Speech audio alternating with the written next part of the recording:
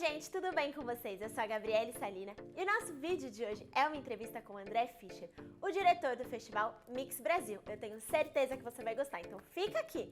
Mas antes, já se inscreve no canal, segue a Máxima em todas as redes sociais, dá uma passadinha lá no nosso site também, tá bom? Fica aqui comigo, hein? A gente falou sobre representatividade, a gente falou sobre inclusão. Você acha que é importante ter projetos que deem voz para causas que são tão silenciadas, que no dia a dia são causas que são silenciadas, né? Especialmente no momento que a gente está vivendo no Brasil hoje, né? Onde a cultura é silenciada, né? O que falar a cultura da diversidade, temas LGBTQIA+, mas a gente está numa comunidade também que não se deixa silenciar, né? Então, eu acho que é sempre importante a gente encontrar, né, os canais que a gente tem disponíveis para garantir presença, porque a gente tem que lembrar que isso tudo que a gente está vivendo hoje também vai passar. E é isso, né? O Mix Brasil tem 30 anos quase, a gente já passou por todo tipo de coisa. A gente sabe que isso vai passar, então a gente tem que se manter forte, unido, garantindo essa representatividade nos canais que a gente tem. E sabendo que a gente precisa estar, inclusive, produzindo coisas importantes, mesmo que com poucos recursos, mas é importante a gente garantir a presença dessa voz. E no caso, a gente falando aqui da comunidade LGBTQIA+. Com certeza. E assim, a gente falou também dessa galera nova que chega, a gente falou de inclusão, a gente falou de dar voz para todo mundo. E aí, nisso, muitas histórias passaram por vocês, no festival em geral. Não só histórias de filme, mas histórias de vida. E muitas histórias foram mudadas. Como que você se sente sabendo que você mudou tantas vidas por meio da arte?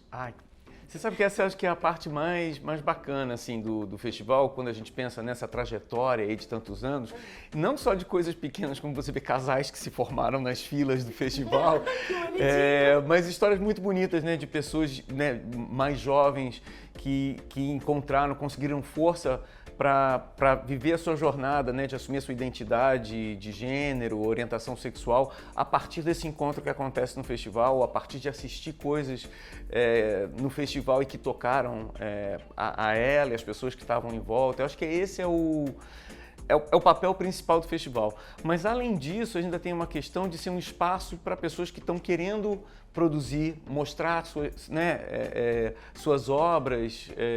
E aí a gente está falando não só de cinema, mas de teatro, literatura, música, que são as áreas que o festival foi crescendo e expandindo. Então, no meio disso tudo que a gente está vivendo, dá muita força a gente ver o tanto de coisa que está sendo produzida, realmente poderosas, né, e sem se limitar, às vezes, por questões de falta de recurso orçamentário para fazer ou com medo de algum tipo de censura. É muito interessante a gente saber que existe um espaço livre onde você pode expressar sua voz e quem quer buscar conhecimento, quer buscar conhecer outras pessoas através, né, dessa produção artística, saber que existe esse espaço também. E aproveitando que você falou das obras, a gente já sabe que tá vindo bastante coisa aí. E eu sei que tem o Deserto Particular, que eu acho que uma das maiores apostas do festival, né, que vai representar aí o Brasil no Oscar. Mas a gente também tem grandes produções, como Deus Tem AIDS, A Primeira Morte de Joana, Máquina do Desejo. Então eu queria saber se tem algum que já é o seu favorito, ou que você já assistiu, que tá ansioso. Qual que não pode faltar? Que difícil. A gente deixa fazer um top 3, hein? Então vamos lá, deixa eu pensar então. Eu vou nos brasileiros, né, porque eu acho que os estrangeiros têm o Fratura, tem muita coisa, né, de Cannes, tem esses filmes importantes, mas acho que ele já vem. Eu acho que eu vou ressaltar talvez alguns brasileiros. Você mencionou Máquina do Desejo, que é um filme que conta a trajetória do Teatro Oficina, que é outra história sensacional aí de quase 60 anos, de resistência, de luta e de uma produção muito... A gente não usa mais o termo vanguarda, né? Mas a gente não pode deixar de falar isso, né? De pessoas que estão questionando a estética, a ética, cultural. Então acho que Máquina do Desejo é um filme que me emocionou muito quando eu assisti.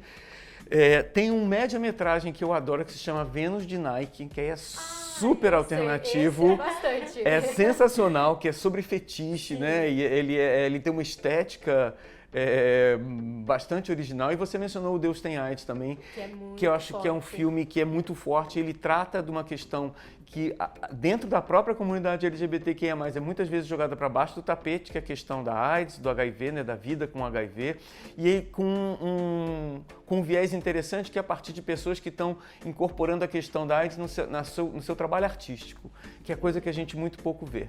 Então acho que esses são talvez alguns. E os curtas-metragens, que são sempre meus favoritos, né? Especialmente a mostra competitiva, que eu acho que não dá para perder. Eu acho que é dali que vem, né, que surgem os novos talentos.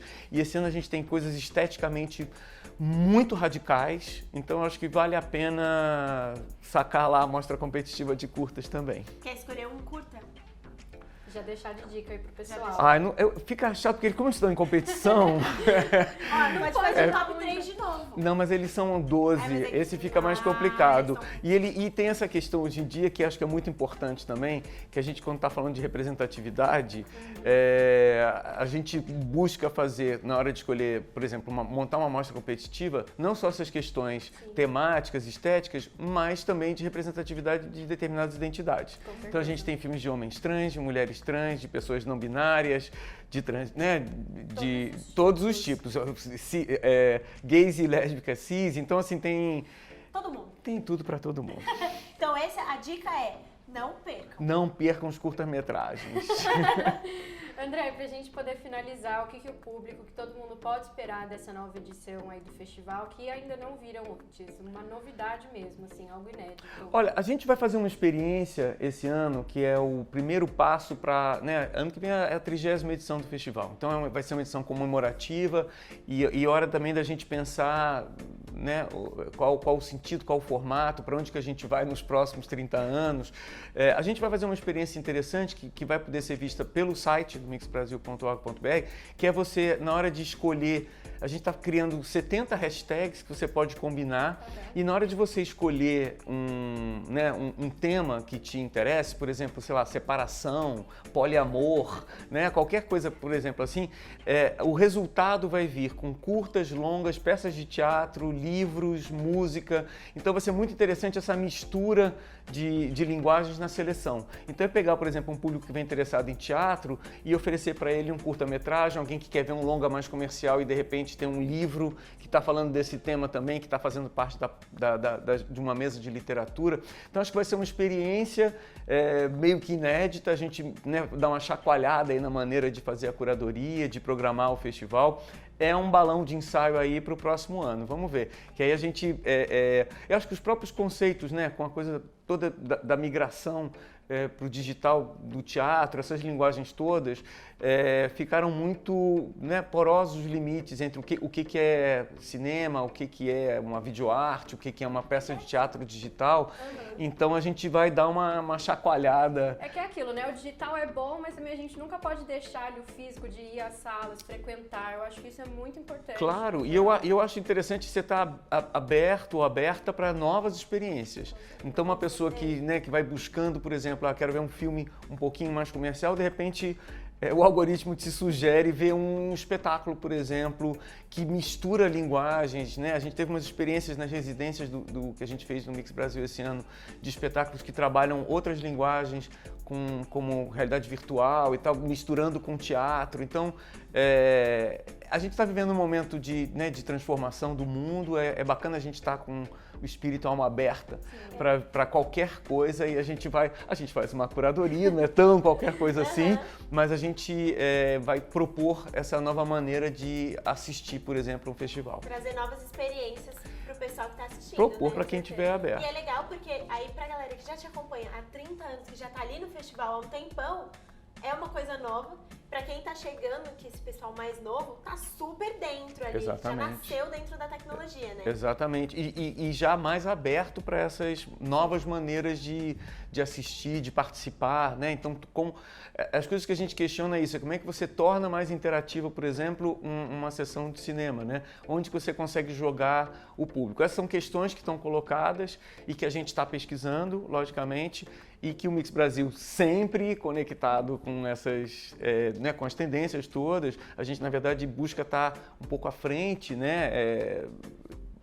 e trazendo isso para o âmbito aí da produção cultural LGBTQIA+, que é a nossa especialidade. André, mas esse projeto é muito legal. A gente tem certeza que com a quantidade de pessoas que serve, né, cada um, vai super dar certo essa disseminação. E eu acho que vocês vão conseguir ainda mais público, né? Essa é a com ideia. toda certeza. A gente, ano passado, teve uma ampliação grande, né, com o fato do festival, né, mais do que triplicou. Quando ele foi para o online, ele mais do que triplicou o público no ano passado. A gente sabe, obviamente, que tem uma diferença na própria qualidade de assistir, né? Tem gente que larga no meio, os filmes, aquelas coisas que não é igual.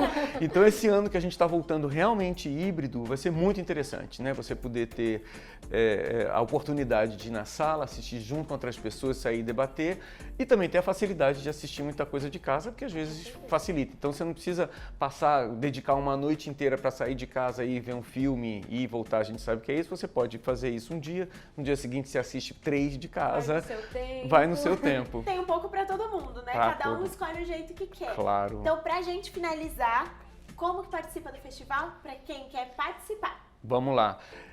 mixbrasil.org.br ou nas redes sociais do Mix Brasil.